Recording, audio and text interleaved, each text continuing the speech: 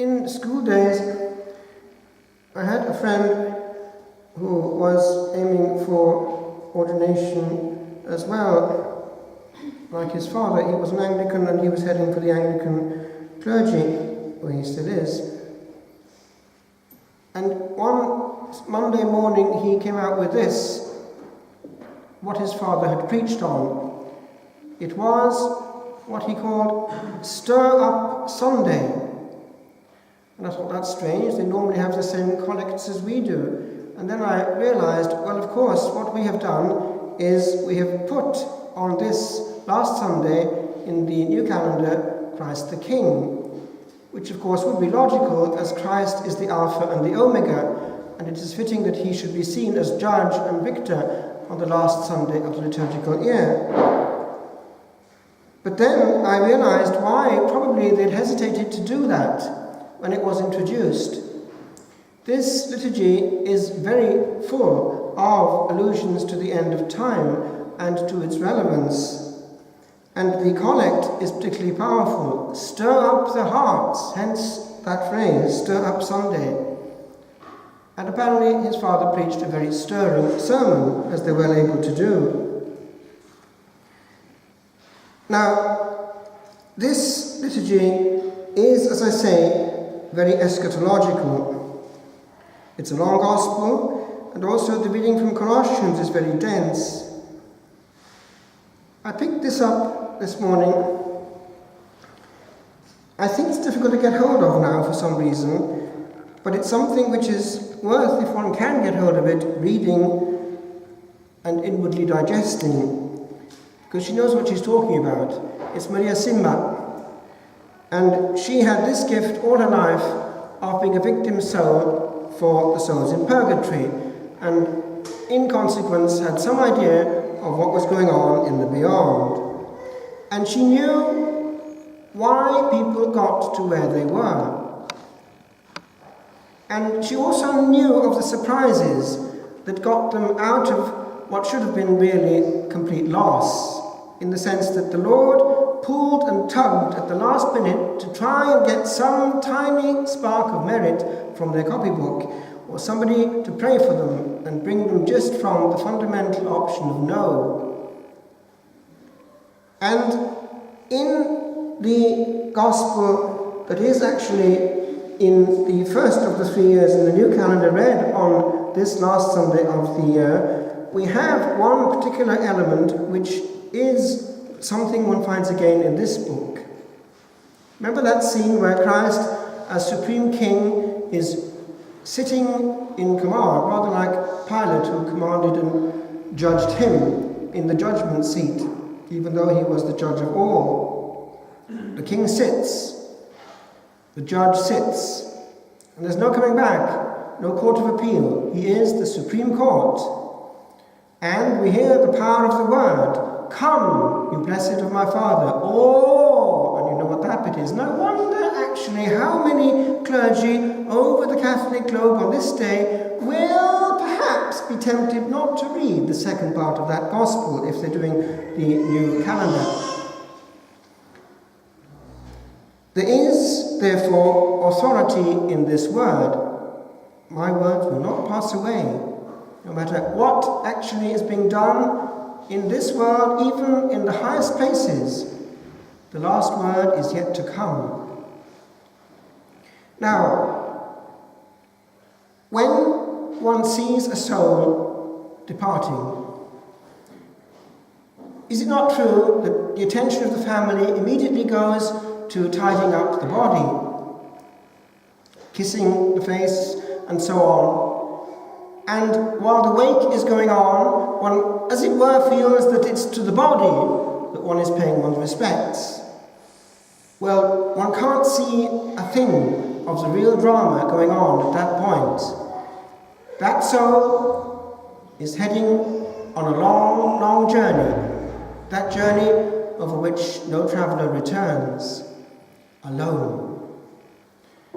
The great French writer and thinker Blaise Pascal has this phrase, "Mais on meurt seul, but one dies alone." And that was said in the context of the French ritual of dying. The whole extended family would be there around the bed. It happened also in monasteries as well. The monks would be there. And there would be the rite of asking forgiveness of all and sundry, and so on. But the point was, it was naked and eyeball to eyeball, with no trimmings, when it came to the final departure. Alone. Just like the soul in the scales in the high cross of Monaster Boyce, waiting to see which way it will tip, forever and ever and ever. Now, with regard to what this person saw, it echoes what the Lord himself says while sitting on his judgment seat. He picks out that these were redeeming qualities, how we had, perhaps unwittingly, treated him well, or badly. And I couldn't help but see this flashback in my mind as I reflected on this gospel. It was the case of a very clever man, an American, who was more or less a convinced, at least agnostic, if not atheist. God just did not enter into the equation. He was in Paris with his wife, and suddenly he had a terrible pain. Terrible, terrible, unexpected pain. He fell to the ground, and he realized it was serious business. He was rushed to a hospital, but because of the time of day and the situation in the hospital that day, they couldn't operate immediately. And he realized that he couldn't take any more. He was fighting against time. He was fighting against his own courage to bear pain. And he knew that all he had to do was go to sleep, shut his eyes and give in to sleep, and he wouldn't wake up. He knew it. He was fighting against it. Eventually, he gave in. As he put it, I can't do this anymore. So he went into a swoon, and a few seconds later, woke up. He didn't understand why his wife couldn't pick up what he was trying to tell her. He couldn't understand actually what was going on, because he saw somebody looking very much like himself there on the bed. He heard voices in the corridor inviting him, so he thought maybe they're going to take him to the operating theatre. So he followed them, and it became then progressively darker and more ugly. And the presences that were there with him became, yes, progressively more demonic. And he realized that he was in bad company. He was not going to a good place. As he was going further away from where he'd started, he was going further down into a darker and deeper place. And all the time, the comportment of these beings who were leading him was becoming more like what he sensed to be the demon himself. And he knew what was happening. But he actually then began to see why it was happening. He saw, before, of course, this judgment took place, he saw what was already the judgment happening before him, because it's all completely logical. He saw his whole life like a perfect video. And he wanted to fast forward to go to the bits that were important to him. For instance, in his school days, he remembered he was a great sportsman, and he tried hard to win certain tournaments and got them. He wanted that to become important. Not a bit of it. Not a bit of it at all. But what suddenly became important was that he had been very kind to a little handicapped boy in school. That had been a redeeming quality that had been put down on his copybook, and now was extremely important. because the balance was not at all in his favor. Eventually, he somehow heard his grandmother calling, or something of that effect, saying to say a prayer. And he tried to fumble in his mind for what were prayers from his distant past. At that point, he realized that these black beings around him were very annoyed. They did not like this bit, one tiny bit. And they started to become aggressive, but to lose power. So he realized, there was a trick. So he did more of what he knew from his distant past of what prayer might be. Eventually, he saw a tiny spot of light. What on earth is that up there? But it got bigger, and bigger, and bigger. And he was drawn towards it, and away from that awful, nasty company. And he started to realize that this was good company, a nice place. He was given a second chance. And now he's going around the world giving his testimony. He's actually, by now, the Reverend Howard Storm. Now, this man is an example of the average person out there right now.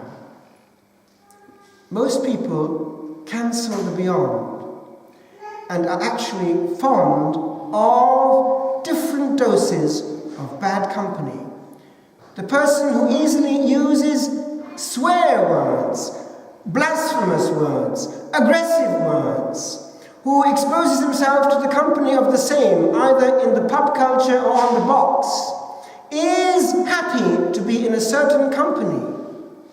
It's not indifferent for the copybook of a soul if 3 hours over a weekend have gone into ingesting both Guinness and swear words. It's not indifferent if Sunday has gone by without the minimum for the Lord of time. We are whom we frequent. And this business of choosing company is extremely important at every stage of our existence. It's spiritual suicide to marry a person who's not praying. One time in Rome, I was listening to what the brethren were saying. The details I forget, but the gist of it was this. An exorcism had taken place. The demons, as is their wont, under threat and insistence and pressure from the exorcists, had actually started to speak and to say things which they didn't want to say. The command, the imperative command in the solemn exorcism was given to depart. Go! All of you together, go into the abyss prepared for you. Does that sound familiar? Prepared for the devil and his angels. Not for men, but we've got in the business because we're hanging on to the demons. And you know what the reply was? We're never together. We're always alone. And no matter how many demons are down there, 1/3 of the original population of heaven, it seems, the angels, they're all alone in a completely empty bubble of loneliness and damnation. So don't think that if, for instance, you say to your girlfriend, if we go to hell, we'll both be there together. It doesn't quite work like that. Each one is completely alone.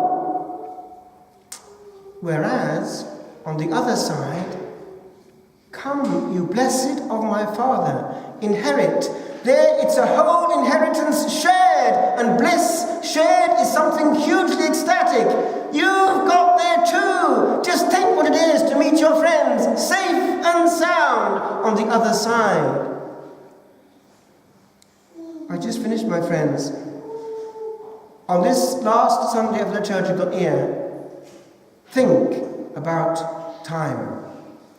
I just give you one clue, which helps a lot with quality time.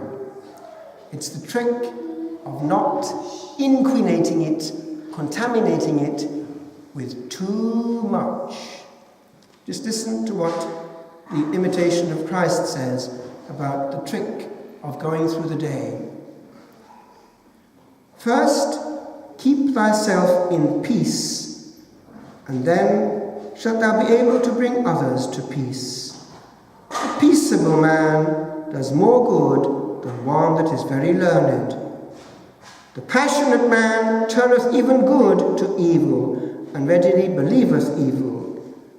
The good peaceable man turneth all things unto good. Now that's worth acquiring. He that is in perfect peace suspecteth no man. But he that is discontented and disturbed is agitated by various suspicions. He neither hath rest in himself, nor suffereth others to rest. Many a time he saith what he ought not to say, and leaveth undone that which it were best for him to do. He considers what others ought to do, and neglecteth that which he is bound to do himself. Have therefore a zeal in the first place over thyself, and then mayst thou also justly exercise zeal towards thy neighbour. Exorcism. Reflecting in Rome on what came out in one exorcism where the demons began to speak. There is somewhere a pain beyond the world of sense, whence none returns to share a thought of ghostliness untold. Yet in this word of eloquence demonic, quite unsought, but given twixt grinding teeth, I see a sound of raging incandescent, where there is no more a moment's cooling to be found, or company, but fellowship all his. Together go, together none may be. Go thither, whither God prepared a place. Now God made this, created it have we, and for much loneliness there is much space. And there are some that burn as I read on, and on, and on beamed glories gone.